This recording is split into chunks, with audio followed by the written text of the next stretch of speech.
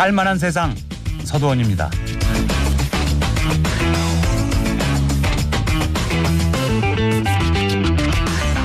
전국이 빈대 비상사태입니다. 범정부 합동대책본부가 꾸려질 정도로 지금 심각하게 대응을 하고 있는데요. 팬데믹만큼 공포로 몰아넣고 있는 빈데믹. 예방과 대처법을 서울대학교 의과대학 열대의학교실 김주현 교수님과 알아봅니다.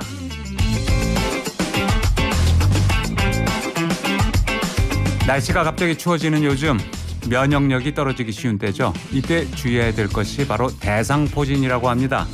평생 3명당 1명꼴로 발생하는 통증의 왕, 대상포진 예방법을 이만희 한의학 박사님과 알아봅니다.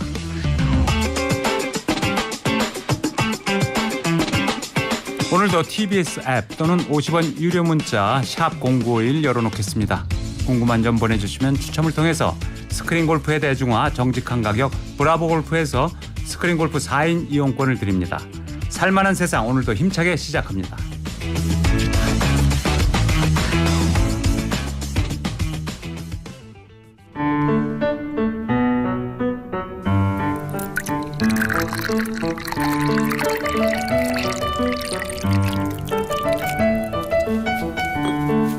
따뜻한 차 한잔과 함께 만나는 이 사람, 서두원의 티타임입니다.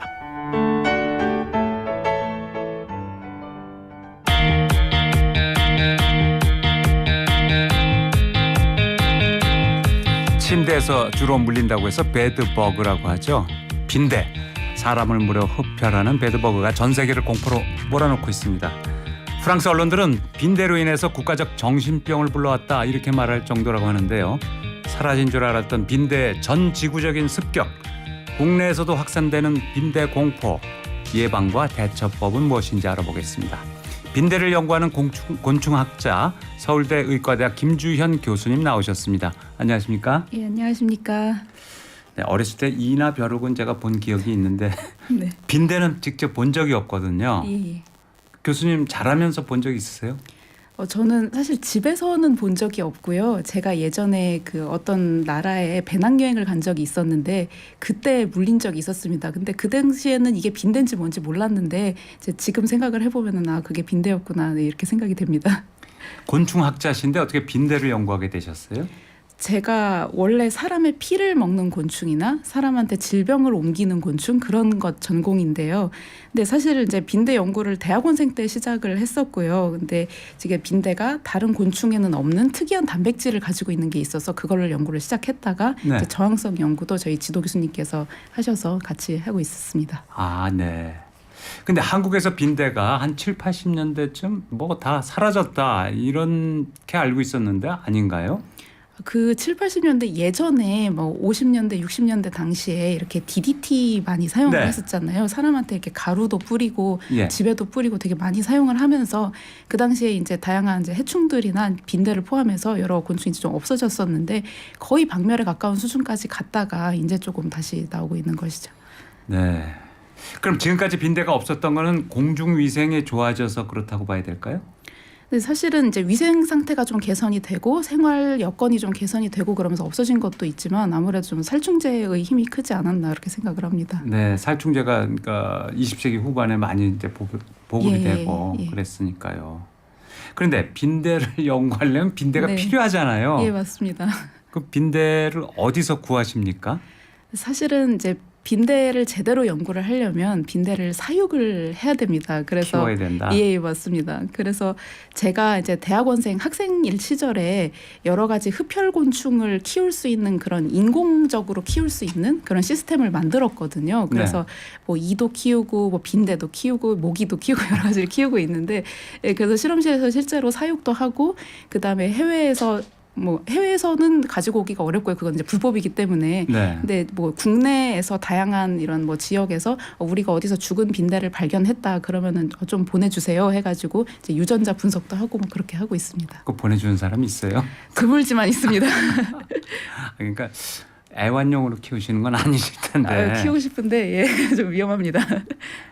아, 그러면 지금 난리가 난 빈대 이거 원래 국내에 있던 거예요? 아니면 해외에서 온 건가요?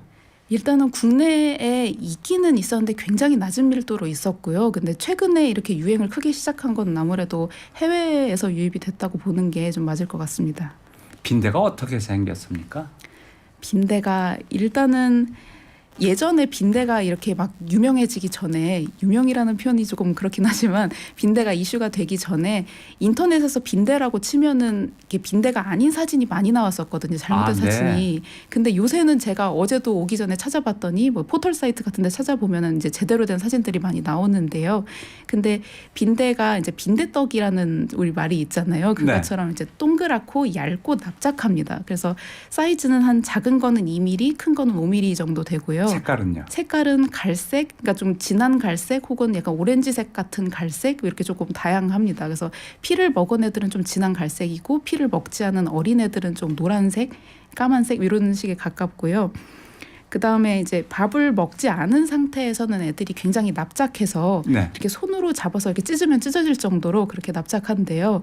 근데 문제는 그렇게 형태가 좀 납작하기 때문에 집안에서 여러 군데서 잘 숨는 거죠. 그러니까 네. 가구 밑이나 아니면은 뭐 액자 뒤나 이렇게 다양한 곳에 거주지 않아 숨을 수 있는 그런 훌륭한 능력이 있습니다. 빈대가. 혼자 사나요? 떼를 지어 사나요? 보통은 이제 떼를 지어서 삽니다. 빈대가 자기랑 친구들이랑 친구 가족들을 다 같이 이렇게 모이게 하는 페로몬을 분비를 하거든요. 개미처럼 페로몬을. 예, 네, 분비를 해서 이제 딱 이렇게 어느 한 군데에 좀 뭉쳐 있는 경우가 많습니다. 그럼 저 한 1년 사나요?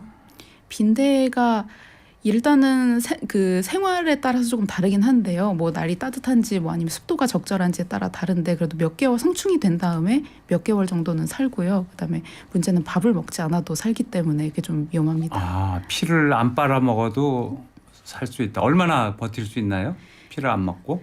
저도 그게 사실 이제 궁금해서 정확히 논문을 찾아봤는데 논문에서 이제 다 자란 성충 어른 빈대 같은 경우에는 한 90일에서 110일 정도 피를 빨지 않아도 산다라는 연구 결과가 있고요.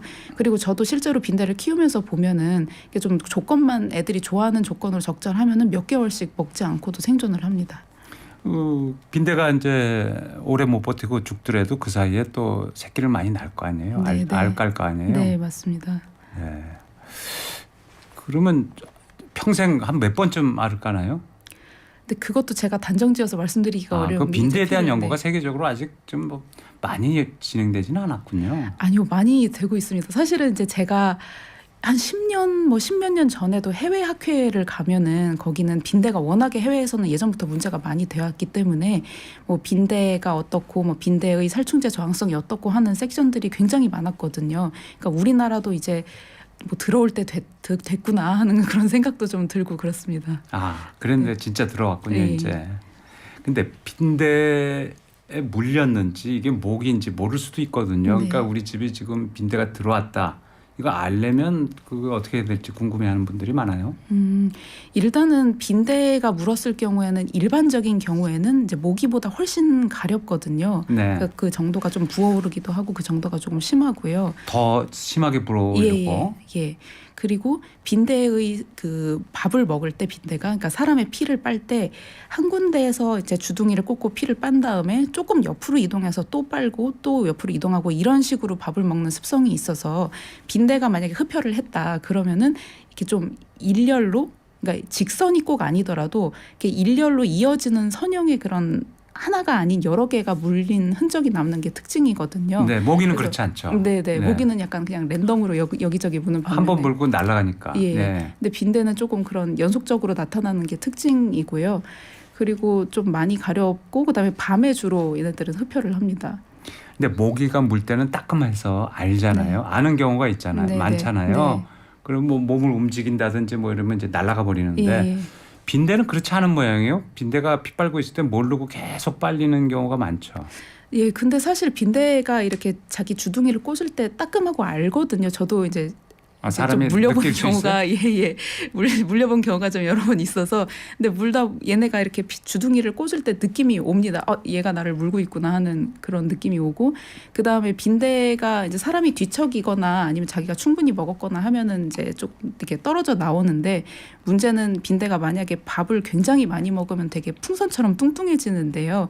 그때 사람이 이렇게 뒤척이다가 빈대를 이렇게 깔아뭉개서 이렇게 핏자국이 이렇게 이부자리에 남는 그런 경우도 이제 가끔 발생을 하고요. 네. 그다음에 이제 뭐 여러분께서 뭐 인터넷이나 이런 데서 워낙에 요새 정보가 많이 있으니까 많이 보셨겠지만 네. 이런 뭐 가구 틈 사이나 아니면은 침대 헤드 뒤나 매트리스 같은데 빈대의 배설물 자국을 확인을 하시면은 그거는 빈대가 있는 흔적이라고 보셔도 되겠죠. 빈대 배설물 자국. 네. 어떻게 자국이 나타나나요? 일단 빈대가 이제 사람을 흡혈을 하니까요. 사람의 피를 먹고 배설을 자기 은신처로 돌아가서 다양하게 하는데 빈대가 이렇게 약간 반고체, 그러니까 반은 액체 이렇게 유동적인 그런 물질을 배설을 하면은 이제 까만색이나 아니면은 갈색, 회색 이런 점 형태로 나타납니다. 점. 네. 그래서 이렇게 좀 점점이 찍힌 뭔가 까만색 점이 이렇게 뭐 사인펜 같은 걸로 톡 눌러서 찍은 것 같은 그런 점들이 다양하게 발생을 하게 됩니다. 아, 네. 그런데 이제 침대 이제 모서리 이런 데 숨어 있는 침대 모서리가 나무 같으면 갈색이고 그래서 네. 색깔도 잘 안 보이고 뭐 있어도 모를 수도 있겠네요. 예, 근데 뭐 까만색 점 같은 거는 사실 나무에 있어도 잘 보입니다. 그건 구분이 네. 가능합니다. 근데 지금 말이죠. 기숙사나 뭐 지하철, 고시원, 심지어 초등학교, 유치원에서도 빈대가 발견되고 있다고 제가 뉴스에서 봤거든요. 근데 빈대가 이렇게 확산되는 이유는 뭡니까?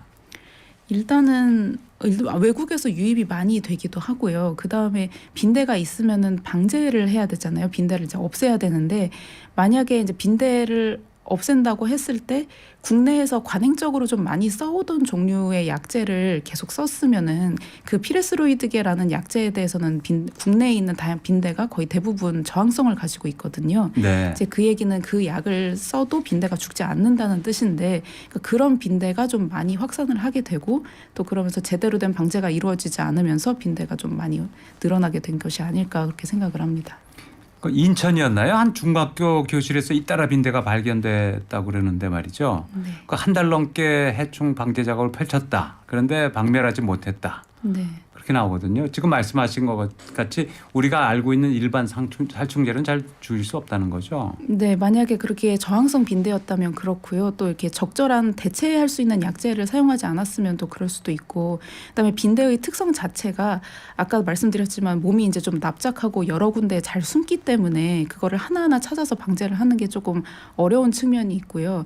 그리고 실내에서 발생하는 다른 해충들이 있잖아요. 뭐 바퀴나 개미나 이런 종류의 해충들은 네. 저희가 그 독먹이법이라고 해가지고 먹이에다가 살충제 성분을 섞어서 이제 먹여서 죽이는 그런 방법을 많이 사용하잖아요. 네. 근데 빈대는 아무래도 그게 아니고 사람의 피만 흡혈을 하니까 그런 방법도 쓸 수가 없고 그래서 조금 다른 해충들이랑은 다르게 없애는데 여러 가지 애로사항들이 좀 있습니다. 네. 근데 이 있잖아요. 이 머리 같은 데 기생하는 네, 이는 이제 사람에 딱 달라붙어 있잖아요. 네.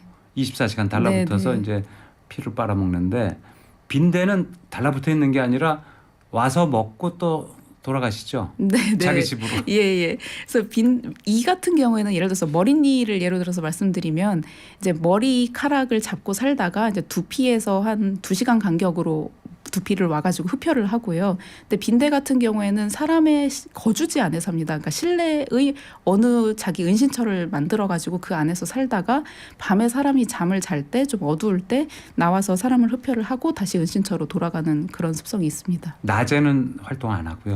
잘 하지는 않습니다. 아, 밝은 것보다 어두운 걸 좋아하고. 예. 네, 밤에 나와서 피 빨고 돌아간다. 네. 한 번 피 빨 때 네. 얼마나 빠나요? 한 5분? 1분? 한 그래도 조금 오래 빱니다. 한 10분, 15분 아이고. 정도는 되는데 왜냐면은 이 빈대가 빨아먹는 양이 꽤 되거든요. 이 모기보다 훨씬 많고요. 그래서 한 10분 정도 좀 빤다고 생각하시면 될 것 같습니다. 상황에 따라서 그건 좀 다르기는 합니다. 네. 온 가족이 나와서 10분씩 빨아대면은 예, 그게 대단한 좀, 거죠. 예, 아유. 좀 힘들죠. 그러면 말이죠. 그 10분 빨고 그러면 그 다음에 얼마 뒤에 또 빨러 옵니까? 일단은 피를 한번 먹으면은 자기 은신처로 돌아가서 좀 피를 소화도 시키고 만약에 조금 약충 같은 경우에는 탈피도 하고요. 그러면서 충분히 소화가 되면은 이제 나오는데 그것도 상황마다 다르기는 하지만 뭐 일주일 안에는 어쨌든 다시 흡혈을 한다고 봐야 되겠죠. 아, 그러니까 거의 일주일까지도 이제 간다는 거죠. 한 번 먹고. 예, 네? 예. 그러니까 이렇게 상황이 길게는? 예, 좋지 않으면 좀 머릿니 같은 거는 2시간마다 네, 빠는데. 맞습니다. 네, 네. 네. 그렇군요. 그럼 교수님이 2010년대 후반부터 한국에도 살충제 저항성을 가진 빈대가 발생할 거다 이렇게 네. 예상하셨다고 했는데. 그게 엄밀히 말하면 이제 10년 전에 제가 예상했다기보다는 저의 박사 지도 교수님이셨던 분께서 이제 샘플을 여러 가지 빈대 죽은 사체 같은 거를 좀 계속 모아 놓으셨었고요. 그다음에 제가 그거를 몇 년 전에 분석을 한꺼번에 해서 이제 저항성이 있는 빈대가 계속 있었다라고 말을 하는 게 좀 정확하겠죠, 아무래도. 네. 그럼 지금 들어오고 있는 게 대부분 우리가 가지고 있는 살충제에는 저항성이 있는 빈대들인 거죠? 예, 맞습니다. 지금 해외에서 유입됐다고 예, 추정되는 것들이. 예. 그게 문제인데 말이죠. 그런데 일부에서는 뭐 프랑스가 진원지다. 뭐 아니다. 동남아에서 한국에 많이 들어오고 있다. 네. 뭐 이런 주장들이 뭐 여러 가지가 있는데요. 네. 그런 건 어떻게 보세요? 그러니까 의견들은 사실 많은데요. 이게 심정적으로 대충 정황적으로 여기서 들어왔을 거다라는 말은 많이 하시지만 사실은 그거를 저희가 과학적으로 검증이 된 거는 아니거든요. 데이터를 가지고 말하는 거는 아니고 아마 그럴 것이다라고 얘기를 하는 거기 때문에 좀 이렇게 정확한 연구가 좀 필요하다고 생각이 됩니다. 네, 그런 말씀하시는 분들이 전문가는 아니군요. 연구를 한 결과를 발표하는 것도 아니고. 예. 그러지 그러니까 프랑스 같은 나라는 그런 말 들으면 기분 나쁘겠어요. 그럴 수 있겠습니다. 네. 제가 듣기에 뭐 어떤 사람은 고소당했다고 그러던데 그런 주장했다가. 예. 뭐 저도 이게 정확한 사실인지는 모르겠지만 저도 듣기로는 좀 이게 잘못하면은 좀 민감한 사안이 될 수가 있기 때문에 그런 것 같습니다. 네. 그러니까 지금 이게 정말 지금 전지구적으로 확산되고 있는 상황입니까 지금 빈대가? 네, 맞습니다. 이게 비단 우리나라의 문제뿐만이 아니라 우리나라에서 이렇게 이슈가 되기 전에도 해외에서는 이미 살충제 저항성 빈대, 뭐 빈대에 점령된 도시 막 이런 식으로 뉴스가 계속 나오던 상황이었고요. 근데 이게 코로나19처럼 어느 날 갑자기 짠 하고 나타난 게 아니라 이게 그냥 있던 것이 이제 사람들의 왕래가 잦아지면서 좀 밀도가 늘어났다 그렇게 보는 게 맞을 것 같습니다. 네. 청취자 질문 하나 여쭤보겠습니다. 한 7, 8년 전에 할머니가 무릎 수술하시고 병원 입원하셨다가 집에 오셨는데 옴이 올라서 약 먹고 옷 이불 삶아 빨고 난리도 아니었던 기억이 있네요. 그런데 빈대는 요즘 처음 듣습니다. 방역 방법이 비슷하던데 다른 점은 무엇일까요? 빈대에 물렸을 경우 제일 먼저 뭐부터 해야 하나요? 잘 보니까 옴 얘기도 하시고 빈대 얘기도 하시고 방역 물렸을 때 뭐 한 4가지 물어보셨는데. 예, 다양한 질문을 하셨습니다. 일단은 옴 같은 경우에는 이제 주제는 좀 아니긴 하지만 옴진드기라는 진드기 종류가 사람 피부 아래 이제 서식을 하면서 이렇게 좀 가렵고 이런 그런 질환인데요. 근데 일단은 만약에 옴에 감염이 되면은 피부과에 가셔서 적절한 이제 치료를 받으시는 게 중요하고요. 왜냐하면 옴은 사람의 기생을 하는 종류니까요. 네. 근데 빈대는 그렇지는 않고 기생 안 하니까. 예, 그냥 먹고 돌아가는데 대신에 이제 빈대는 사람의 몸에 존재를 하는 게 아니라 자기의 집에 어딘가에 이제 존재를 하게 됩니다. 그래서 빈대에 만약에 물렸을 경우에는 이게 내가 외부에서 물려온 것인지 빈대가 맞는지 그리고 우리 집에서 혹시 물린 것인지를 좀 구분을 하셔야 되는데 일단은 하루 이틀 정도 좀 계셔 보시면서 이 질환, 이 빈대에 물린 것 같은 자국이 좀 반복적으로 계속 나타난다. 매일 밤 이게 계속된다. 그러면 집 어딘가에 빈대가 숨어 있을 가능성이 높고요. 네. 만약에 그냥 좀 일회성이었으면은 빈대가 아니거나 아니면은 빈대에 물렸더라도 외부에서 물렸거나 했을 가능성이 있기 때문에 그러네요. 그거를 조금 조심하셔야 될 것 같습니다. 네, 한번 이거 분명히 빈대한테 물린 자국은 분명한데 다음 날도 괜찮고 그 다음 날도 괜찮고 예. 그 이후에는 안 물린다. 그럼 집에 있는 건 아니라고 생각할 수 있겠네요. 예. 네. 그리고 빈대 공포 때문에 빈대와 관련된 이러저런 주장이 많고 썰도 많고 뭐 많이 돌고 있는데 정확한 팩트를 좀 확인해야 될 것 같아요. 네. 예를 들어서 말이죠. 집안에 불을 다 켜두면 빈대가 없어진다. 네. 이런 얘기가 있는데 맞습니까? 예, 그래서 사람들이 많이 하는 질문 중에 하나가 불을 켜놓고 자면은 빈대에 안 물리나요? 이런 질문이 있는데요. 근데 빈대가 사람을 찾으러 다니는 그런 행동이 이게 좀 어두웠을 때 나타나는 행동이거든요. 그래서 만약에 빛이 밝아지면은 자기 동료들을 찾아서 은신처로 돌아가고 이런 스위치가 있어서 그런 차이가 있는데 그렇다고 집에 불을 계속 켜놓으면 빈대가 불이 계속 켜져 있네 하고 이렇게 밖으로 나가서 도망가고 이런 거는 아니거든요. 그리고 충분히 빛이 있을 때도 흡혈을 전혀 못한다 이런 거는 아니어서 그건 정확한 말은 아닌 것 같습니다. 일단 공격은 조금 덜 당할 수 그럴 가능성은 좀 그런 있지 가능성은 좀 예, 검증이 있네요. 되지는 않았지만 가능성은 있지 않을까 합니다. 이런 질문도 들어왔습니다. 자외선 있잖아요. UV 살균기로 침구, 옷 이런 거 살균하면 효과가 있나요? 일단은 UV로 사실 저도 해보지는 않았는데 빈대가 침구에만 있는 게 아니거든요. 지금 제일 중요한 게 침구를 소독을 해서 만약에 침구에 있던 빈대가 전부 다 없어졌다라고 하더라도 집 안에 숨어 있는 빈대는 그거는 답이 없습니다. 다른 데 있는 예. 그러면 계속 빈대? 정확하게 방제를 하지 않으면 그 밀도가 계속 늘어나니까요. 예. 네. 하나로 말씀드리기는 어려울 것 같습니다. 특별한 살충제가 없다는데 괜찮은 살충제 역할을 하는 게 있을까요? 집에 들어오는 거 막을 수 있는 살충제가 지금 필요합니다.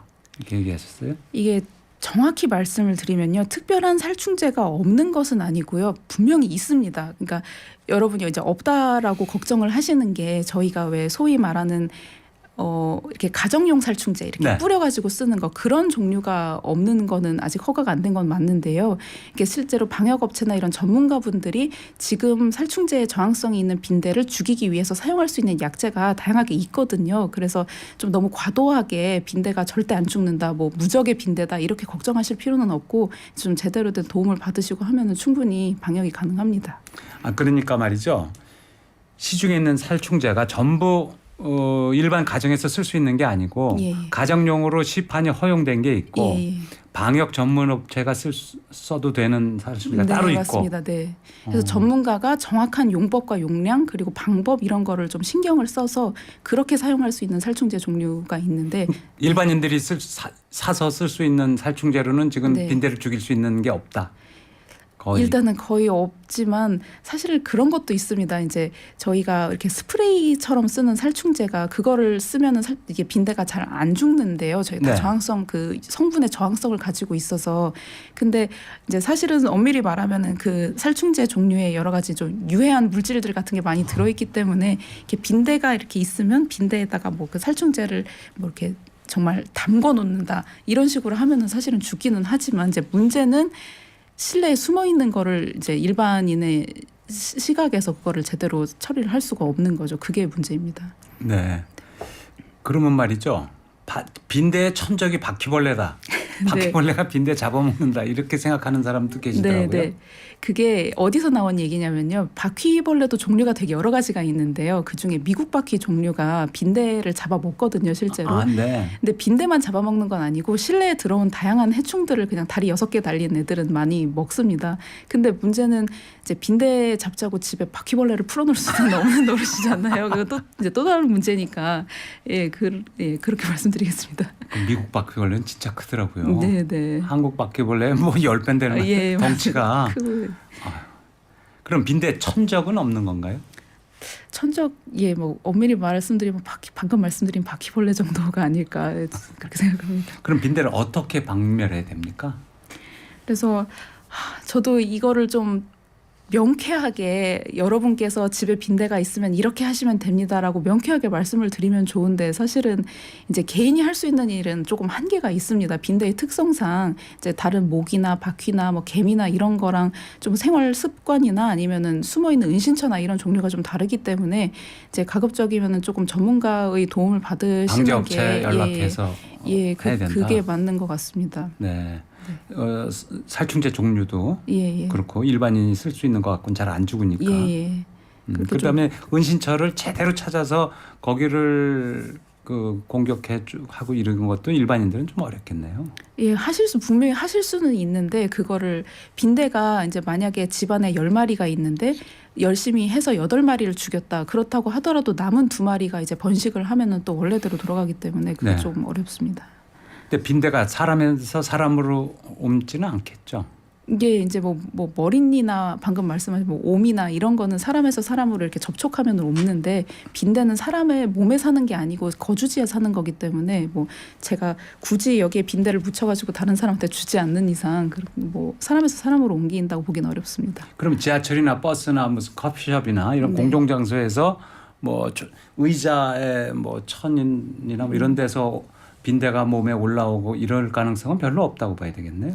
예, 사실 그게 이제 뭐 프랑스 같은 경우만 보더라도 이제 아주 불가능한 상황은 아니지만 사실은 국내에서는 그 정도로 밀도가 높다고 보기는 어렵거든요. 그래서 불가능한 상황은 아니지만 너무 그것 때문에 과도하게 걱정하시거나 그럴 필요는 없을 것 같습니다. 그렇지만 이제 해외 여행을 갔는데 빈대가 있는 뭐 호텔 방에서 잤다. 네. 그러면 그 빈대가 내 여행 가방에 들어올 수는 있겠네요. 그럼요. 예. 그래서 그 여행 가방을 갖고 귀국했을 때 이제 집에 이제 네. 잘 사육하게 되는 예, 그런 상황이 될 수 있는 예, 거죠. 그게 가장 큰 이제 원인입니다. 해외에서 가지고 오는 게 여행 가방 속에 잘 들어옵니다. 네. 그러니까 빈대가 다른 전염병 이런 거를 옮겨주기도 하나요?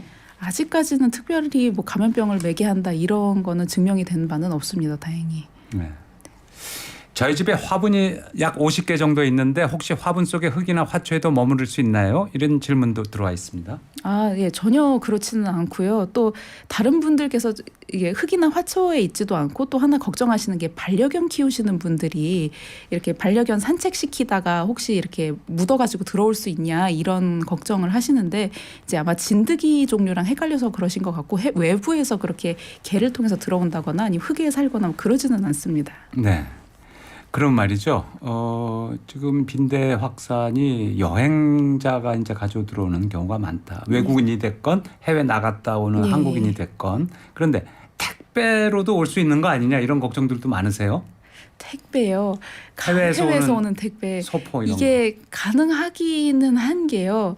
그러니까 누가 물론 당연히 거기다가 일부러 빈대를 집어넣어서 보내지는 않겠지만 아까 말씀드린 것처럼 빈대가 먹지 않고 오래 살기 때문에요. 예를 들어서 뭐 다른 종류의 곤충 같은 경우에는 실수로 거기 들어갔다 하더라도 이제 택배가 배송되는 기간에 뭐 물이나 영양분을 섭취를 못해서 죽는 경우가 많은데 이제 빈대는 뭐 먹지 않고도 뭐 100일 살 수 있고 이런 식이니까 네. 해외에서 뭐 한 달 걸리는 택배를 시켰더라도 그 사이에 잘못해서 들어가면은 이제 국내로 들어와서 또 그 여행을 다녀야 되는데 예. 빈대를 조심하려면 어떻게 해야 될까요? 일단은 이제 저 같은 경우에는 아무래도 이제 직업병 같이 해외에 나갈 때마다 특정 이제 숙소를 예약을 하면요. 그 숙소 후기를 잘 살핍니다. 그래서 예약을 했다가 이제 누가 배드벅 발견했다, 빈대 발견했다 그러면은 당장 이제 다른 숙소로 옮기고 그다음에 숙소로 딱 들어가셨을 때 가방을 열기 전에 뭔가를 먼저 하셔야 되는데요. 가방을 열어놓고 하면은 소용이 없고 네. 가방을 열기 전에 이제 뭐 매트리스 밑이나 아니면은 가구 틈 사이 뭐 액자 뒤 이런 식으로 빈대가 있을 만한 곳에 빈대의 흔적이 있는지를 좀 발견을 하시고 만약에 발견이 됐다 그러면은 이제 빨리 닫아가지고 옮기셔야 됩니다. 네. 실제로 저도 그렇게 발견을 한 적도 있거든요. 범정부 네. 대책을 지금 강구 중이라는데 정부는 지금 어떤 방법을 노력하고 있나요? 일단은 이제 10개 이제 정부 부처하고 지자체들 간에 이제 협동을 해가지고 이제 그게 급하게 이렇게 열심히 만드셨잖아요. 그래서 합동대책본부를 만드셔가지고 다 같이 지금 어떻게 하면 신고를 빨리 잘할 수 있는지 그리고 방역도 어떻게 하면 제대로 할 수 있는지 어떻게 검증할 수 있는지 그러니까 다양한 노력들을 하고 계시는데 이제 제가 말씀드리고 싶은 거는 이제 빈대에 대해서 너무 과도하게 불안을 가지실 필요는 없고요. 일단은 뭐 살충제에 뭐 저항성이 있는 빈대다라고 하더라도 분명히 그 빈대를 죽일 수 있는 다른 방법들은 존재하거든요. 그래서 너무 걱정하지 마시고 유사시에는 이제 신고를 잘 하시고 방역업체의 도움을 받으시고 그러시면 될 것 같습니다. 네, 알겠습니다. 지금까지 곤충학자 서울대학교 김주연 교수에게 빈대에 관한 설명 들었습니다. 교수님 네. 오늘 감사합니다. 예, 감사합니다. 교통정보 듣고 2부로 이어지겠습니다. 지금 시각 11시 28분입니다. 당신이 있는 곳에 TBS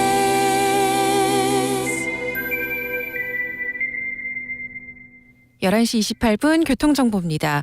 강변북로 구리 방면 방화대교에서 한강대교까지 40분 정도 걸리고 있습니다. 원효대교를 조금 지난 지점 4차로에 사고 나서 처리 작업이 시작이 됐고요. 성산대교 위로는 북단에서 남단 방면 3차로에 고장차 생기면서 일대가 조금 혼잡합니다.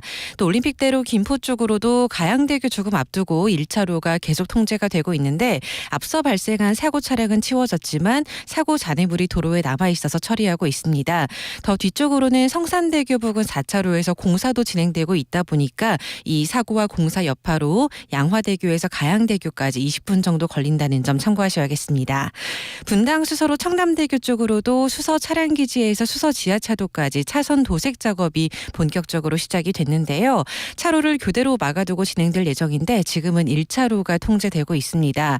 또 6번 국도 따라서 구리에서 양평으로 향하는 길 남양주 팔당 1터널 1차로 쪽에도 승용차 사고 소식 들어와 있습니다. 처리 작업하고 있으니까 도로 이용에 참고하시기 바랍니다.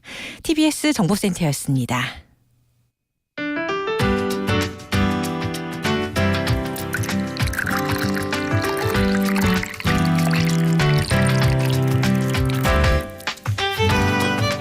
따뜻한 차 한 잔과 함께 만나는 이 사람.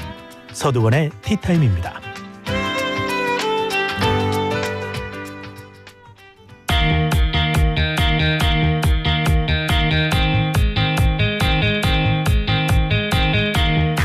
일교차가 큰 환절기죠. 이럴 때는 우리 몸이 급격한 기온 변화에 적응하기 위해서 과도한 에너지를 소모한다고 합니다. 그래서 면역력이 떨어지기가 쉽다고 하는데요. 면역력이 떨어지면 찾아오는 불청객이 있죠. 대상포진. 그 예방법을 이만희 박사와 알아보겠습니다. 박사님 안녕하십니까? 네, 안녕하세요. 네. 오늘 주제 대상포진인데 대상포진이 어떤 질환인지부터 설명해 주시죠. 쉽게 얘기하면 띠 대자거든요. 혁대할 때 대자. 네. 그래서 띠 모양으로 생성이 된다.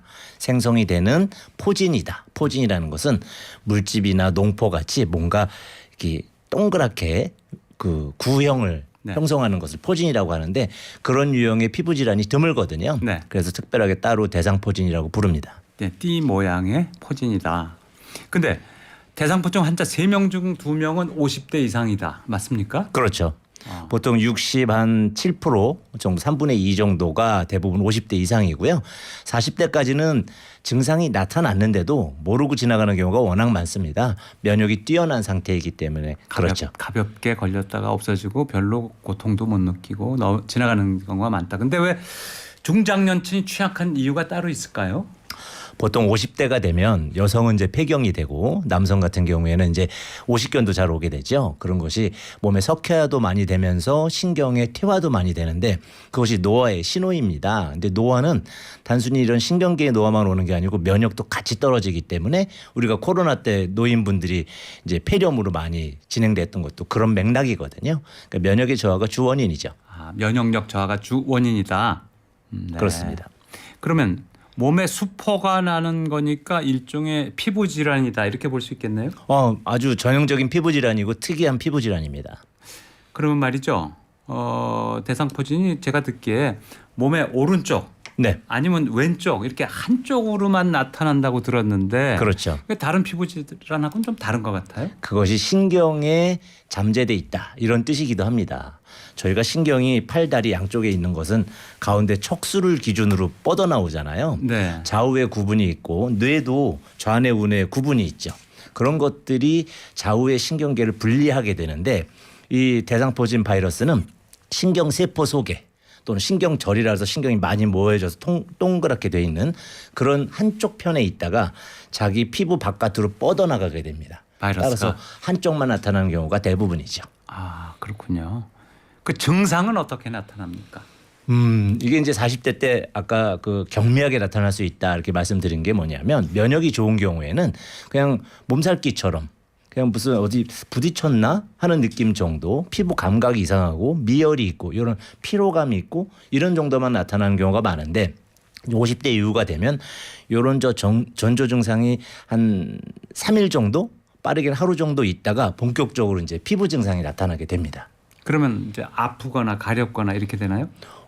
그 통증의 양상도 굉장히 다양한데요. 그 통증이 제일 이제 많은 부분이지만 중증 통증 같은 경우에는 끝판왕 통증이다. 뭐 출산의 통증보다 더 심하다. 칼로 베는 것보다 더 심하다 이렇게 네. 생각할 정도의 큰 통증이 오는 분도 있고 가렵다 네. 또는 통증이 전혀 없이 수포만 나타난다 이런 분들도 다양하게 있습니다. 그러니까 통증이 올 경우에 말이죠. 네. 그 신경계 안에서 이제 바이러스가 이제 발현된다고 그랬으니까. 그렇죠. 이 깊은 데까지 통증이 오는 겁니까? 그 수포가 난 피부 쪽만 아픈 겁니까? 기본적으로 이제 감각신경에 침투를 합니다. 네. 감각신경은 그 수용체, 감각을 느끼는 부위가 피부에 있거든요. 그래서 안에 속에 있을 때는 증상이 없다가 나타난다면 아까 말씀드린 몸살기, 피로감 이런 정도로 있다가 신경을 타고 쭉 와서 피부에 딱 접촉이 된 부위에 가서 이제 드디어 통증을 유발하게 되는 거죠. 그러니까 대상포진도 이제 물집이 생기는 거 아닙니까? 그렇죠. 대부분. 그러면 그 물집이 오래되면은 뭐 딱지가 생긴다거나 이럴 수도 있겠네요. 기본적으로 한 3주 정도 지나면 이제 자연적으로 치유가 되거나 치료가 끝난 이후에는 가피라 해서 딱지를 형성하죠. 치료가 된 다음에. 그렇습니다. 마지막 단계입니다. 대상포진은 전염이 되나요? 네, 됩니다. 보통 이제 쉽게 되진 않지만 수두 바이러스거든요. 어렸을 때의 수두 때는 이제 전염이 굉장히 쉽지만 이제 대상포진 바이러스는 쉽진 않아도 그 진물, 수포에서 나오는 진물에 접촉을 하면 전염이 될 수 있기 때문에 조심해야 됩니다. 그 진물에 이제 전염이 된다면 진물 내가 만일 만졌다 가려우니까 그럼 그 손에 묻어 있으면 네. 뭐 문손잡이 잡았다가 딴 사람한테 올릴 수도 있고 수건을 썼다가 또 옮길 수도 있고 뭐. 그렇죠. 그 바이러스가 이게 외부에서 오래 사나요?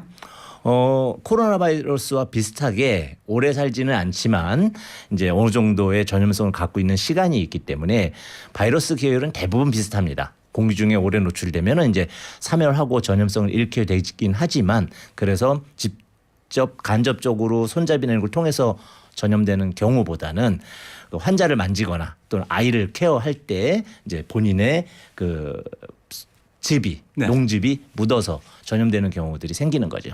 네. 그러니까 뭐 남녀노소 불문하고 누구나 걸릴 그렇습니다. 수 있고 옮을 수 있고 맞습니다. 그런 거죠. 네. 근데 대상포진이 얼굴에 많이 생긴다, 가장 많이 생긴다 이렇게 주장하는 사람도 있어요. 그렇지 않습니다. 이제 얼굴 쪽에 침투할 때는 이제 신경을 침투하는 건데 3차 신경을 주로 침투하게 됩니다. 그래서 얼굴에 잘 보이게 되는 거죠. 그러나 실제 흉부, 엉덩이, 허리 쪽 그 대상포진이 가장 많고요. 전체 한 55%에서 60%까지가 그 부위고요. 이제 사지나 팔다리 또는 얼굴 쪽에 오는 경우도 한 각각 20% 남짓 정도 있습니다. 그러니까 물집이 눈 근처에 생기면은 시력에도 영향이 생기지 않을까요? 실명하는 분들도 있습니다. 아, 네. 그 부분이 이제 코 쪽에도 잘 생기고요. 입 주변에 잘 생기고 눈 주변에 잘 생기고 이마에 잘 생기고 귀에 잘 생기고 하게 되는데 귀에 잘 생기면은 난청이나 청력의 손실을 유발하기도 하거든요. 네. 이명도 생기고 예. 대상포진이 중이염도 유발합니다. 중염도. 네. 그런데 가장 큰 문제를 유발하는 것이 각막, 결막, 홍채에 염증을 일으키면 그것이 속으로 들어가면서 시신경 손상에 의한 실명으로 연결될 때가 가장 큰 그 후유증이라고 볼 수가 있겠죠. 대상포진이 이제 띠 모양으로 이제 생긴다고 그러셨잖아요. 네. 그러니까 뭐 코 근처에 뭐 생겼다. 네. 그 띠 모양으로 이게 발전하다 보면 뭐 눈 근처로 갈 수도 있으니까 얼굴에 일단 생기면 바로 걱정해야 되겠는데요. 그렇죠. 3차 신경이 귀 위쪽으로 나옵니다. 그래서 네. 이렇게 지나가거든요. 그래서 코 쪽으로 이렇게 침범했다면 눈 쪽으로도 이렇게 침범할 수 있다는 뜻이 됩니다. 귀에서 눈 쪽으로. 네. 근데 제 주변에 말이죠. 네. 몸살 기운이 있어서 병원에 갔다가 이제 몸살 약을 처방받아서 며칠 먹었는데 점점 아파지고 뭐 좀 피부도 가려운 것 같고 그래서 두 번째 병원 다른 병원 찾아가서 대상포진 진단을 그때서야 받았어요. 그렇습니다. 그런 이렇게 경우가 많죠. 처음에 모르는 경우도 많이 있겠어요. 초기 잠복기 한 3일 정도의 시기에 몸살 유형으로 나타날 때는 보통 의사 선생님들이 시진, 눈으로 보고 하는 진료를 하지 않기 때문에 감기약을 주게 되고요. 통증으로 유발된 경우에는 통증 부위를 치료를 해야 되니까 네. 한의원 같은 경우에서 저희가 한방을 하기 때문이기도 하지만 대상포진 발견을 많이 합니다. 네. 한방에서는 침을 놔서 치료를 하니까 벗어야 되거든요. 그 부위를. 아. 그럼 직접 보고 이상한데 대상인데 그러면서 이제 발견하게 되는 경우가 많은 반면 그냥 진통제 처방만 하는 경우에 제가 이렇게 허벅지가 안 좋은데 그럼 예 진통제요. 그러면 이제 시진 눈으로 보지 않게 되면 때를 놓쳐서 나중에 포진이 생긴 이후에야 이제 진단을 하는 경우들이 생기는 거죠. 네. 방금 치료 말씀 잠깐 해주셨는데 대상포진 치료 네. 어떤 식으로 하나요? 이제 서의와 그러니까 의과와 한의과가 좀 다르게 합니다. 네. 한의과는 이제 면역을 증강시키는 위주의 치료를 위주로 하고요. 이제 그 의과에서는 이제 대증 치료라 그래서 통증이면 진통제. 주로 이제 그 타이레놀 계열 아세트아미노펜류를 많이 쓰게 되고요. 그리고 이제 열이 나면 해열제 이런 식으로 대증 치료를 하게 되고요. 한방에서 이제 면역 증강 치료를 하게 되고 이런 이제 차이가 좀 있습니다. 네. 청취자 질문 좀 알려드리겠습니다. 입술에 포진이 잘 생기는데 이것도 대상포진과 연관이 있나요? 보통 이제 헤르페스 바이러스에 속하는 대상포진 바이러스거든요. 헤르페스 유형이 여러 가지 유형이 있습니다. 가장 대표적인 게 1형, 2형, 3형이 있는데 이 대상포진은 3형에 들어가고요. 1형 같은 경우가 보통 이제 입술 근처에서 잘 생기는 단순 포진으로 구분이 되는데 물론 이 단순 포진 1형도 잘 치료는 안 됩니다만 주로 그 통증이 없이 수포만 생기기 때문에 통증이 없다면 단순 포진으로 생각하시면 될 것 같습니다. 네, 대상포진까지는 아니다. 그 대상포진 예방법은 어떻게 됩니까? 이제 의과에서는 근래에 그 사백신, 그러니까 백신인데 이제 저희가 코로나 때 맞은 게 이제 생백신류거든요. 살아있는 바이러스를 쓰는 그렇습니다. 거. 독성만 조금 줄여 있는 그런 것을 넣어서 했는데 그닥 효과가 많지 않기 때문에 이제 그 사백신이라고 해서 얘를 그 불에 가열하거나 화학 물질을 이렇게 해가지고 죽여서 구조체만 우리 백혈구가 인식하게 하는 그런 백신을 쓰게 되는데 실제로 사백신에 의해서 한 80% 정도까지도 가능하다고 합니다. 예방이. 예, 네. 그렇습니다. 근데 그 허점이 좀 있어요. 왜냐하면 저희가 문제가 되는 분들은 전체 인구의 몇 프로가 안 되거든요. 원래. 예, 네. 그렇습니다. 전 인구의 한 노인도 한 0.3%에서 1.1%밖에 그 발생이 안 되고요. 젊은 층에서는 0.1에서 0.3%만 발생되는데 그 중에서 발생 안 된 분의 문제가 아니고 백신을 맞았는데도 걸리는 분 이런 분들이 사실은 평소에도 그 대상포진이 생길 분들이기 때문에 사실 이제 그 생긴 분들 입장에서는 나 맞았는데도 걸렸어요 하는 사실은 읍소를 하는 경우가 많이 있습니다. 그러니까 원래 대상포진 걸릴 만한 분들이 네. 그런 분들은 예방주사 맞아도 또 걸릴 수 있는 확률이 높은 거군요. 그렇죠. 그래서 확률적으로는. 예방 접종하면서 면역 증강을 동시에 하면 특히 한약류를 하시게 되면 양약과 한약을 같이 하는 방법에 좀 낯설으시겠지만 굉장히 효과가 좋습니다. 이런 질문 들어와 있어요. 예방 접종을 1년에 한 번씩 해야 하나요? 그렇지 않습니다. 대상포진은 그 50대 이후에 맞게 돼 있고요. 한 번이면 됩니다. 그런데 이제 근래에 나온 사백신 종류인 같은 경우에는 2번. 사백신은 이제 죽어 있는 거기 때문에 사실은 면역이 생기지 않습니다. 항체는 생기지 않기 때문에 한 번 갖고는 부족해서 2회 정도 맞게 권고되고 있습니다. 57세 남성입니다. 3년 전쯤 대상포진 예방주사를 맞았는데요. 오늘 병원에 가보니 또 맞아야 한다는데 왜일까요? 지금 말씀해 주신 그런 경우는 사백신으로 그렇죠. 맞았을 아마도 건가요? 3년 전에 사백신을 맞으신 것 같고요. 보통 사백신은 맞으시고 나서 3개월 내지 1년 이내에 한 번 더 맞으셔야 되는데 너무 늦게 방문하셨고 그래서 아마 맞으시라고 재차 권한 거 아닌가 생각됩니다. 제가 몇 년 전에 한 번 맞았거든요. 근데 네. 그때 맞을 때 뭐 평생 한 번 맞으면 된다 이런 얘기 들었는데 그거는 생백신. 생백신입니다. 그건 진짜 한 번만 맞아도 되는 거고요. 그렇습니다. 항체가 생성이 됩니다. 자, 또 질문이 있습니다. 20대들은 대상포진 주사 안 맞아도 되나요? 50대 이상 권장이라는데 20대들이 맞으면 혹시 부작용이 있는 건가요? 주위에 보면 20대들도 대상포진 걸리던데요. 궁금합니다. 실제 공고사항은 아니고요. 제 개인적인 생각으로 안 맞으시는 것이 더 좋습니다. 왜요?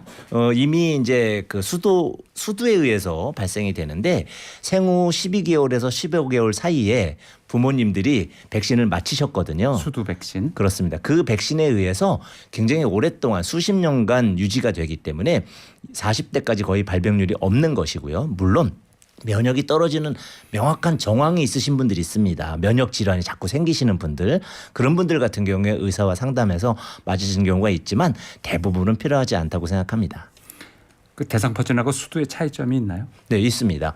실제 수두 같은 경우에는 외부에서 직접 들어오는 것이거든요. 바이러스가. 그렇죠. 그러면서 몸에서 퍼져나가는 과정에 처음에 이렇게 수포가 막 생기는 게 아니고 작은 발진 형상만 보이게 되고요. 또 얼굴 쪽 이런 데서 잘 생깁니다. 그러면서 팔다리로 퍼져나가는 특징을 보이는 반면 대상포진 같은 경우에는 그 신경절처럼 띠 모양을 보이게 되는, 그리고 몸속에서 잠재해 있다 나오는 것이기 때문에 좀 다른 양상을 보이게 되죠. 어린 시절 수두에 걸린 경험이 있으면 대상포진에 안 걸리나요? 이렇게 질문을 해오신 분이 있는데 방금 말씀하신 것처럼 정상적인 경우는 한 몇십 년 간다. 네. 수두. 하지만 면역력이 급격히 떨어진 사람 같은 경우는 조심해야 된다. 그렇게. 예, 그렇습니다. 이제 혹자 오해하시는 분들이 수두에 걸렸었어야 되는 거 아니냐, 내가 증상을 보여야 되지 않느냐라고 생각하시지만 5세까지 전 인구의 90% 이상이 감염됩니다. 백신을 맞아도 증상만 없는 거죠. 그러니까 대부분의 국민이 다 감염돼 있고요. 미국에서 한번 특별한 실험을 했는데 한 연령대를 전체 검사를 했는데 99%가 수두에. 이미 바이러스가 잠복해 있다라는 결과가 나와 있기 때문에 증상만 어렸을 때 없었다 뿐이지 어렸을 때 예방접종을 하셨더라도 몸에 바이러스를 갖고 있을 확률이 굉장히 높다, 이렇게 생각하시면 됩니다. 그런 말이죠. 대상포진을 한번 앓은 적이 있다. 네. 그러면 다시는 안 걸리나요? 그렇지는 않습니다. 재발률이 은근히 있고요. 요 근래에는 굉장히 자주 재발하는 환자군이 자주 보고되고 있습니다. 네. 재발률이 많이 떨어진다. 그래서 나는 이제 한번 걸렸으니 안 생긴다라고 생각했던 10여 년 전과 달리 계속 면역 증강에 힘써 주시고 이제 백신을 맞는다든지 하는 노력을 해 주셔야 됩니다. 네, 제 주변에서 말이죠. 멀쩡한 분인데 네. 뭐 건강에도 문제가 없는 분인데 업무적으로 스트레스가 굉장히 심했어요. 네. 그랬더니 대상포진이 오더라고요. 그렇죠. 스트레스의 주 원인이 피로, 수면 부족 뭐 이런 것들입니다만 스트레스도 굉장히 그 중요한 역할을 하게 되는데요. 스트레스를 받게 되면 이제 그 활성산소도 많아지게 되고 염증도 더 심해지게 되고 또 교감신경이 흥분돼 있기 때문에 전신의 면역력을 갉아먹는데 스트레스만한 게 없거든요. 네. 그래서 이제 그런 부분이 합쳐지면서 이제 바이러스, 대상포진 바이러스가 활동할 만한 환경이 조성되는 겁니다.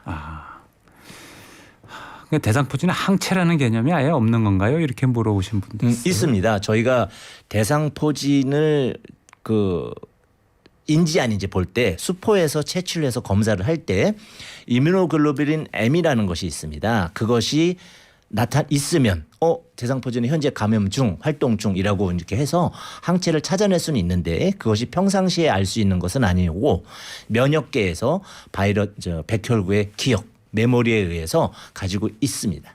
네. 그럼 생바이러스는 한 번이면 되고 네. 죽은 바이러스를 쓰는 백신이면은 2번 맞아야 되고 네. 이러면 대부분의 경우에는 뭐 거의 평생 간다.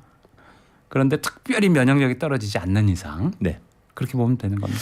그것이 생백신인 경우에 막아주는 율이 50% 정도밖에 안 됩니다.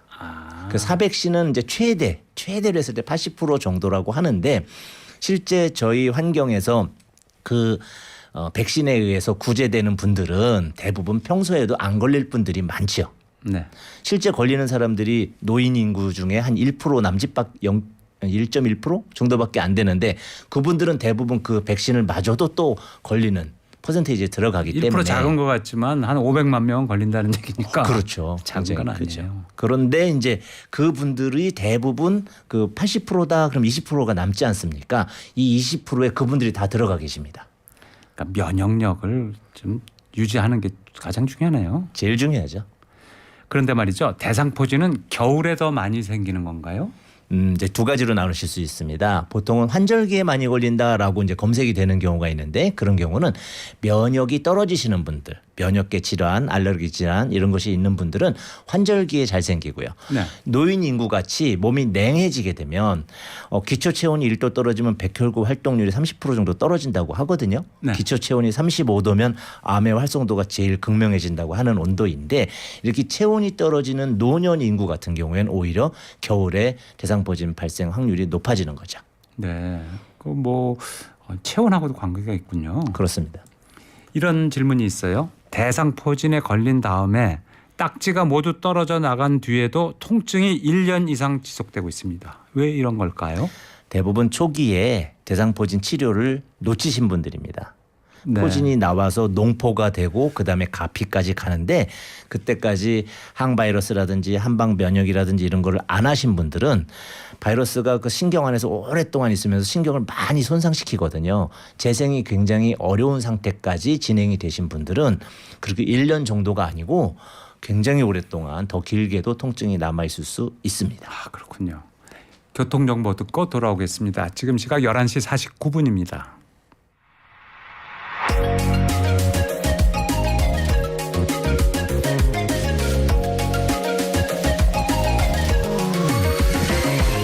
이상한 내 곁에 TV에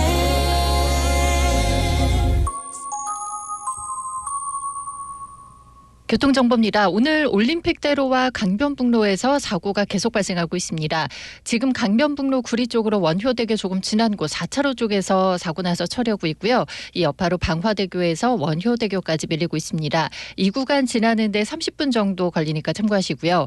강 건너편 올림픽대로는 공항 쪽으로 가양대교 조금 못 간 지점 1차로 쪽에서 2시간 전에 사고가 났었는데 사고 처리가 조금 전에 막 마무리가 됐습니다. 사고 처리가 늦어지다 보니까 지금도 올림픽대로 공항 쪽 양화대교부터 가양대교까지는 계속 밀리고 있습니다. 분당 수서로는 지금 공사 여파를 받고 있는데요. 청담대교 쪽으로 복정 조금 지난 지점 1차로 쪽에서 차선 긋는 작업을 하고 있어서 그 뒤쪽으로 정체입니다. 교통정보였습니다. 박사님, 대상포진에 좋은 음식, 네. 나쁜 음식 따로 있을까요? 있습니다. 일단 나쁜 음식을 먼저 알려드리는 게 좋을 것 같아요. 왜냐하면 면역을 올리는 음식은 엄청나게 많기 때문에 좋은 음식보다 그 안 좋은 음식을 주의하셔야 되는데요. 가장 대표적인 것이 당입니다. 포도당, 탄수화물 같은 아, 단 거. 네, 곡물 중에 정제되지 않은 쌀 같은 거 있잖아요. 이렇게 당이 올라가게 되면 염증을 심화시킵니다. 두 번째, 그 저희가 가공식품들 많이 소세지라든지 아니면 뭐 햄버거 이런 가공식품들 네. 중에 오메가6가 많이 있습니다. 오메가6도 또한 염증을 심하게 하거든요. 네. 거기다 술도 염증을 심하게 합니다. 음식 면에서는 이런 정도를 주의해 주시면 좋겠고, 추가하자면 카페인도 안 좋습니다. 아, 카페인도. 네, 염증을 활성화시킬 수 있기 때문인데 이런 정도가 이제 나쁜 음식이고요. 좋은 음식은 굉장히 많습니다. 그런데 이제 아연이 함유되어 있는 뭐 빨간 고기라든지 조개라든지 이런 것들 또는 계란 또는 이제 그 비타민 B12 계열이 또 이제 좋겠고요. 네. 비타민 A, C, E, 에이스라고 하거든요. 네. 비타민 A, C, E도 좋고 비타민 D 요 정도가 이제 우리가 권장해 드리는 그런 음식류에 이제 들어가죠. 네. 그러면 평소에 나쁘다는 음식이 대상포진에도 나쁘네요. 물론입니다. 면역이니까요. 그러니까 염증 수치를 높이면 면역력이 떨어진다. 아니요. 그런 이제 건가요? 실제 대상포진이 염증을 막을 수 있는 능력이 백혈구인데 네. 얘들이 염증이 잘 생기는 환경을 만들어 놓으면 백혈구의 힘이 떨어졌을 때 쉽게 대상포진이 생겨버리는 거죠. 아, 그렇군요. 그렇습니다. 대상포진이 생길 수 있는 환경이 아주 잘 조성된다. 그렇습니다. 이런 나쁜 음식 자꾸 먹으면. 그렇죠. 그럼 청취자 질문 또 하나 있는데요. 네. 저는 엉덩이 꼬리뼈 근처에 수포가 가끔 생겨서 너무 가려워 손이 가는데요. 이것도 대상포진일까요? 예, 실제 이제 수포가 생기는 경우 저런 경우는 두 가지로 의심해 볼 수가 있고요. 통증이 아니고 띠 모양이 아니라면 헤르페스 E형 좀 죄송한 얘기지만 이제 우리가 성병 계열에 포함되는 그런 경우도 포함될 수 있고 또는 진짜 대상포진이 습관적으로 발생할 수도 있기 때문에 그 부분은 가까운 의료기관에서 이제 검사를 해서 조직의 어떤 그 채취를 통해서 확인을 해보시는 것이 좋겠습니다. 네. 입술에 뭐 이게 헤르페스 이게 나는 거 있잖아요. 그렇죠. 그게 다 성병은 아니잖아요. 그렇습니다. 그거는 이제 1형 헤르페스 1형이어서 네. 보통 그 성병은 아니지만 키스로 또 자주 옮기 때문에 특히 아이들 귀엽다고 뽀뽀해 주시는 거 네. 절대 삼가하셔야 됩니다. 빈대랑 대상포진 바이러스랑 서로 싸워서 서로 괴멸했으면 좋겠습니다. 이런 의견 주신 분도 있고요. 재미난 저기로 대상포진의 다른 이름이 치킨폭스라 그래서 빈대 말고 그 저희 벼룩 있죠. 네. 닭벼룩이 물은 자리와 대상포진이 거의 모양이 똑같습니다. 아, 그 영어 이름이 치킨폭스입니다. 치킨박스. 예. 네. 그리고 말이죠. 초기에 의심될 때 나 이거 네. 대상포진 아닌가? 네. 느낌이 좀 그런 것 같아. 네. 이럴 때 집에서 뭐 어떻게 할 수 있는 방법이 있을까요? 예, 기본적으로는 잠을 푹 주무셔야 되고요. 세포 재생을 해야 되니까 그 부위를 잘 관찰하셔서 조금이라도 빨간 듯하면 적외선을 쬐 주십시오. 적외선. 예, 그러니까 우리가 이제 원적외선 무슨 적외선 그래서 이제 젊은 사람들은 잘 없지만 연세 드신 분들은 주변에서 많이 구매를 해서 이렇게 따뜻하게 배 따뜻하게 하고 다른 방법으로 따뜻하게 하면 안 될까요? 도 괜찮습니다. 네. 그러나 이제 그 특정 부위가 따뜻한 곳이 좋습니다. 그러면은 체온이 상승되기 때문에 백혈구 활성도가 올라가면서 저절로 초기에 소멸하는 경우도 많이 있거든요. 네. 그런데 대상포진 아닌데 이제 처음에 모르면 고생을 하니까 병원 그렇죠. 갔을 때 그냥 몸살 같아도 혹시 대상포진 아닌지도 좀 봐주세요라고 의사 선생님한테 말씀하는 것도 드리는 것도 도움이 되겠네요. 전문적인 지식이 있는 환자분이신 거죠. 아, 네. 네. 그렇군요. 대상포진 통증이 네. 뭐 산통보다 더 심할 수 있다는 그렇습니다. 거 엄청 무서운 거죠. 바람만 나도 아프다고 하죠. 그렇죠. 네. 네, 이만희 박사님 오늘 말씀 잘 들었습니다. 고맙습니다. 감사합니다. 네. 내일은 이성구 박사 또 김보람 교수와 경제 진단 해보겠습니다. 살만한 세상 서도원입니다. 순서 오늘 여기서 마치겠습니다. 내일 아침 11시에 다시 찾아뵙겠습니다.